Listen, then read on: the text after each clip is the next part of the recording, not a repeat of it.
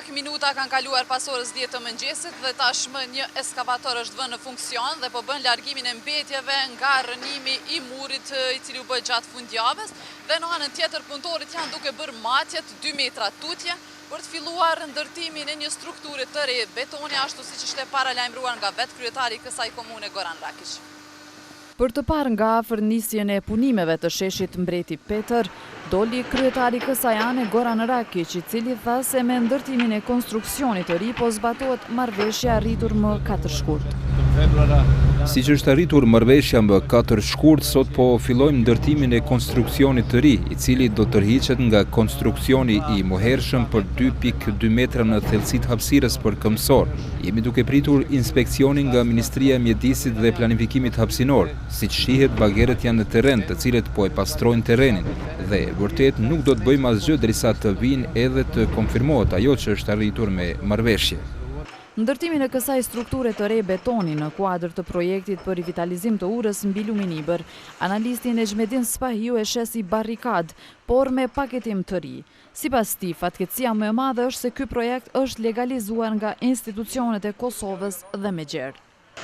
Do të jetë një strukturë betoni e gjatë 3 metra 20 cm dhe larg 70 cm, po pastaj struktura metalike që do ta përbëj një si të them barikadë më të madhe se sa që muri që ka qenë. Por fatkeqësia e kësaj është që kjo është tashmë legalizuar nga Qeveria e Kosovës, nga Asamblea Komunale Veriore, e votuar nga gjithë asamblejtë të përfshirë dhe ata shqiptar, nënshkruar nga Bashkimi Evropian, nga Ambasada Amerikane. Derisa shumica e banorëve të kësaj pjese hezitojnë të flasin për këtë çështje, disa prej tyre nuk shohin arsye për barrikada të reja.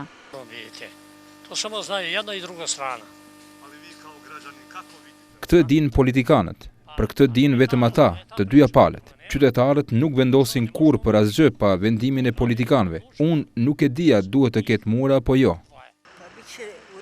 Mendoj se do të jetë çdo gjë në rregull. Politikanët duhet të punojnë në ndërtimin e urave për t'i qetësuar popujt, e jo të ketë mure andeje këndej. Edhe banorët shqiptare komentojnë në mënyra të ndryshme nisjen e punimeve të sheshit Mbreti Petër. Një farë muri ma pak ma tull, po muri është mur, jo, pengesë.